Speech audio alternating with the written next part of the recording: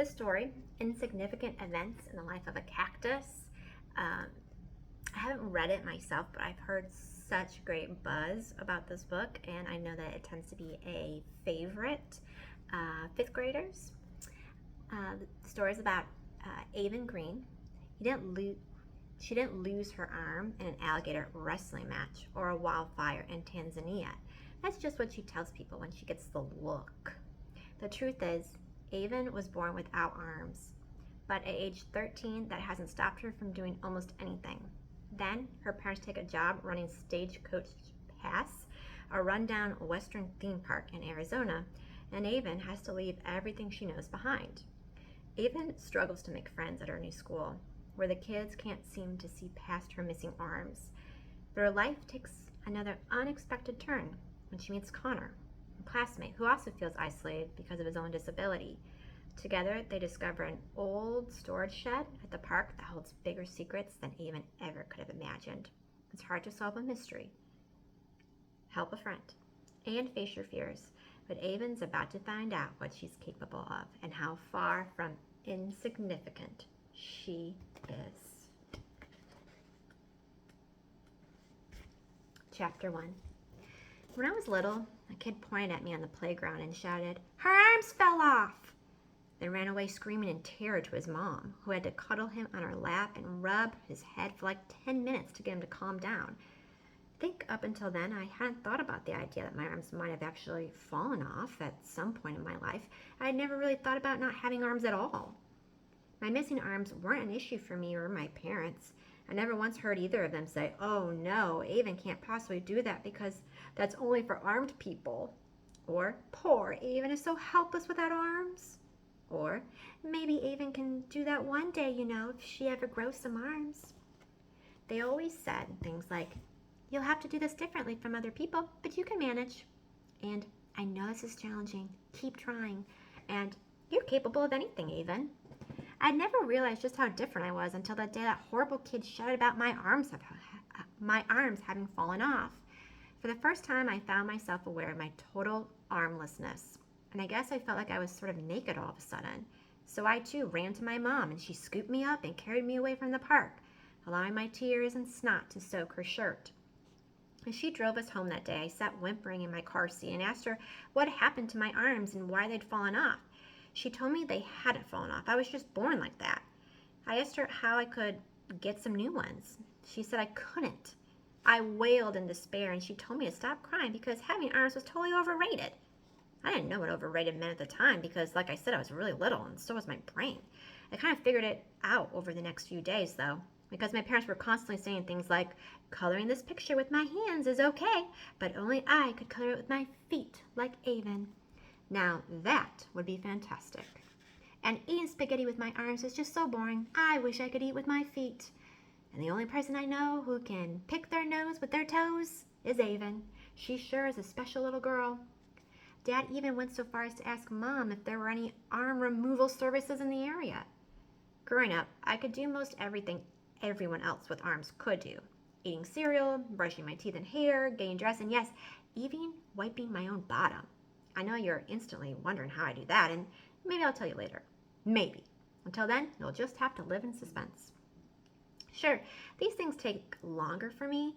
Sometimes they take a lot longer. Sometimes I have to use a special tool like a hook or a strap or something like that. And every now and then I want to scream in frustration and kick a pillow until the stuffing comes out because it's taken me 20 minutes to get my pants buttoned, but I can button my pants. I think I can do all these things because my parents have always encouraged me to figure things out on my own. Well, more like made me figure things out on my own. I suppose if they had always done everything for me, I would be helpless without them. But they didn't, and I'm not. And now that I'm 13 years old, I don't need much help with anything. True story. When I started kindergarten, the kids were a little weirded out by my lack of armage. I got asked just about every day what happened to my arms, as well as a billion other silly questions like, how do I make farting noises with my armpits when I don't have arms or hands, or pits? And how do I play dress up? Which I tried showing them and ended up with a poofy pink tutu thing around my head for about 5 minutes before the teacher finally noticed and helped me pull it down to my waist. I got so tired of telling them The same boring story about being born without arms that I started making stuff up.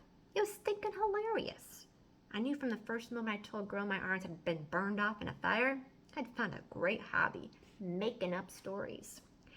I loved the way her eyes grew wide with shock and the way her voice went all high-pitched with excitement. She asked me a bunch more questions about my charred arms. Her, what kind of fire accident? Me, a wild forest fire burning out of control. Her, where? Me, in the mountains of Tanzania. I honestly didn't know where Tanzania was or if it had any mountains. I think I'd heard the name in an episode of Scooby-Doo or something. Her, how old were you? Me, just a helpless baby. My mom barely rescued me in time. She pulled me from my burning crib and raced out of our flaming village, leaving a trail of fire all the way down the mountain as my arms burned to a crisp. They looked like 2 pieces of bacon by the time we got to the village hospital. Another kid standing nearby. Cooked or uncooked? So I kind of traumatized her and had to have a meeting with my parents and the teacher later about my story. My parents squinted their eyes and pursed their lips and nodded their heads as the teacher told them. I even told another child that her arms burned off in a wildfire in the mountains of Tanzania.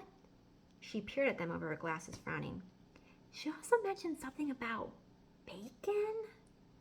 I had never seen such serious looks on my parents' faces before. Like they were concentrating so hard on being serious, their heads might explode if they blinked. They said seriously they would talk to me about it and shook the teacher's hand seriously and gave me serious looks as we walked seriously out of school.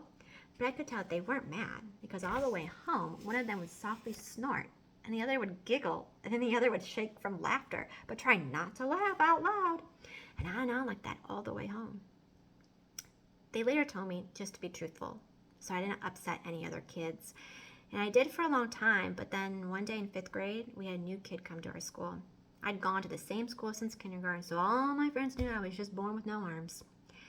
I sat down at lunch with this kid. He said, "Whoa, what happened to your arms?" All my friends were looking at me. And what can I say? I exploded out of me like an overfilled water balloon. I told him this crazy story about how I had rescued a puppy that had been tied to a train track just in time before a train nearly ran over it, just in time for the puppy, but not for my poor, flattened arms. You should have seen the look on this kid's face. Priceless. My best friend Emily burst out laughing, and my friend Kayla spit chocolate milk across the table. The new kid realized it was a joke and started laughing too. Pretty soon everyone was constantly asking me, "Hey, Avon, where'd your arms go?" And I would have a new story to tell. Over time, my stories got more and more ridiculous. Alligator wrestling in the Everglades in Florida, freak roller coaster accidents, skydiving trips gone wrong. I made my stories as ridiculous as possible so people would already know I was joking. I grew up with these kids. I never felt out of place or anything like that. My armlessness wasn't strange or weird to them because, like I said, I'd always gone to the same school. I never imagined my parents would make me leave. I never thought they would make me move all the way to Arizona and go to a new school right after starting 8th grade. Then again, never imagined I would save the Old West, perform for an audience in the desert, and solve a mystery. You'd be surprised at all I'm capable of, even without arms. Okay, this sounds fantastic. I hope if you haven't read this that you sign up because I think this is going to be a fan favorite.